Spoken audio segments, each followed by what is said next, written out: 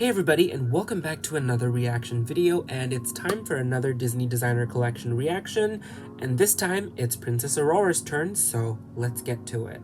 And before we start, I'm Chaymie and I like to make toy videos here on my channel, so make sure you like, subscribe, and ring the notification bell if you would like to stay tuned for more toy video content. Alright, so now we have our final doll in the first wave of the Disney Designer Collection, and it is Princess Aurora, like we have already known because they have teased the whole group photo on the website banner since like a while ago, so we all know that she was coming. And yeah, she is the 6th doll in the series, and I think she's the final doll in this current wave before I move on to the next. So it's quite exciting to see what the next batch is going to be. But for this one, it looks like Aurora is going to be wrapping up wave 1. We've already seen her design overall, but I guess now we get to look at, a little bit more in detail. Alright, so Disney has already kicked off their promotion for her. She is already featured on the coming soon section on shopDisney.com and also being featured on the designer collection landing page as well. So right now we don't know the release date, but we can assume that it's sometime in March, maybe even March 1st, like how they did with Tiana. Tiana was February 1st or February 2nd, I forgot, but it was like really early in the month. So maybe the beginning of the month is going to be the release date moving forward, but we do not know as of now yet. All right, so for her LE size, she's going to be 10K, just like how Ariel and Tiana was. And before we look at the doll, let's take a look at the inspiration from the designer. So the designer is revealed to be Victoria Hamilton. So in the inspiration is, Victoria knows a thing or two about dreams, especially believing in her own. Growing up, Victoria knew she always wanted to work for Disney and followed her heart to pursue a career, creating unforgettable memories for parks guests to take home. So I guess she is in charge of parks merchandise, In this doll's design, she conveys Aurora's inspirational nature and with her genuine beauty. So that's a sweet story, because my dream is obviously to work for Disney one day, but unlike Victoria, I'm not sure mine will come true or not, but it's a really great thing that her dream came true. All right, so that is pretty much it for the inspiration. There's not much, but yeah, we'll take a look at the doll. So first up, we have this half-cropped photo that revealed her. So her emblem is a little rose. I love that little diamond shape patterns that they've been using in their materials, and her emblem is a rose. But this one is just half photo, so we're going to move on to the next one, which is this photo on the landing page where we have a full body view of her as well as some close-up in details. So first up, we're going to look at the full body, I suppose. So for her hair, I for one don't mind that she doesn't have her signature donut anymore, but it's also quite interesting because I really want to hear your thoughts. Because for Ariel, who was my favorite Disney princess, it bothered me that she didn't have her bangs, but for Aurora, it's not bothering me. So I'm not sure, because she's not my favorite Disney princess, so I'm not that scrutinizing when it comes to this doll. So like, for those of you out there, if your favorite Disney princess is Aurora, are you bothered by the fact that her donut ring is missing, or are you like, this fresh change that she doesn't have it? For me personally, I kind of like it because it's refreshing. We see Aurora always with her forehead covered with the donut ring, and almost all variations of her dolls to this date. I think this is the first time that they've done a doll of her with a different hairdo. I'm not sure. Did Aurora have a Premier Collection doll? I don't think she had a Premier Collection, but the only variation I'm seeing is her first designer doll, which didn't have a donut ring per se. She just had like a giant roll as her bang. So, there was still a bang element in there. So I think I can say this is the first time they've done her without her bangs.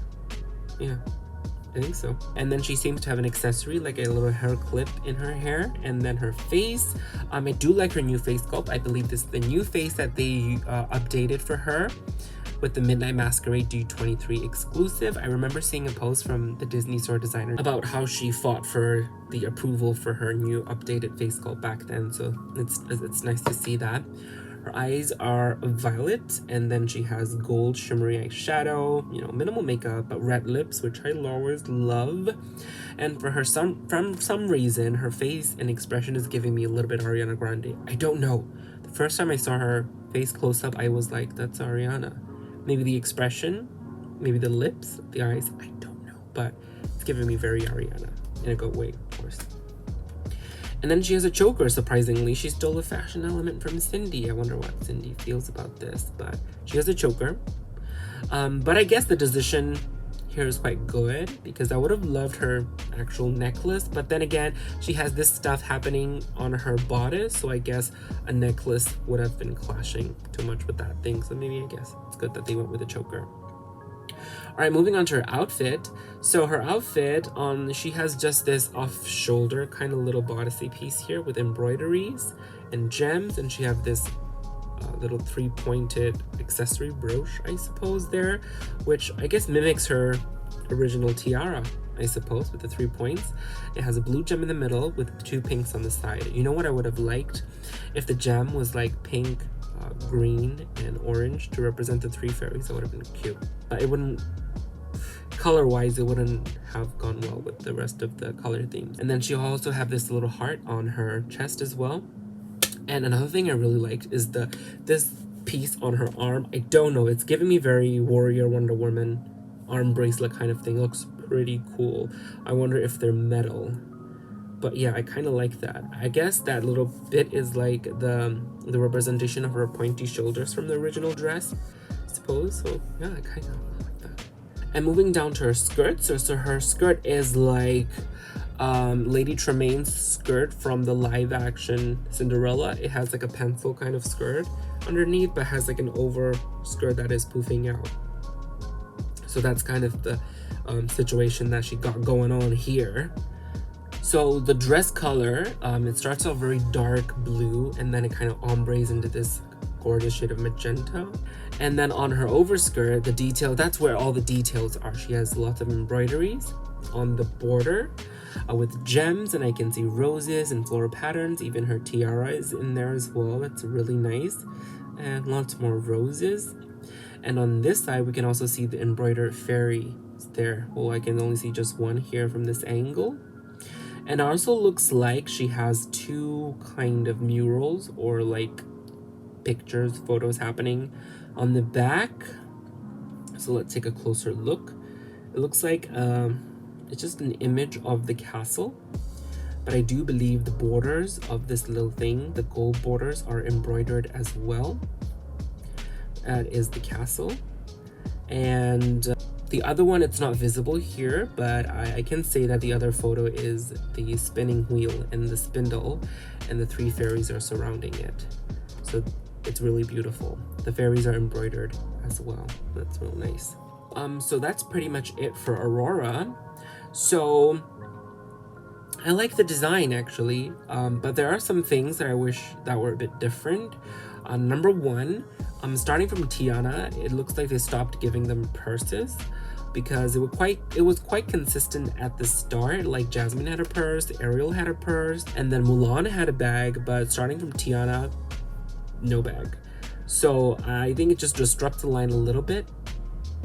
Like once you have all of them together and you're displaying all of them as if they were going to this party, and it would have been nice if all of them had little bags.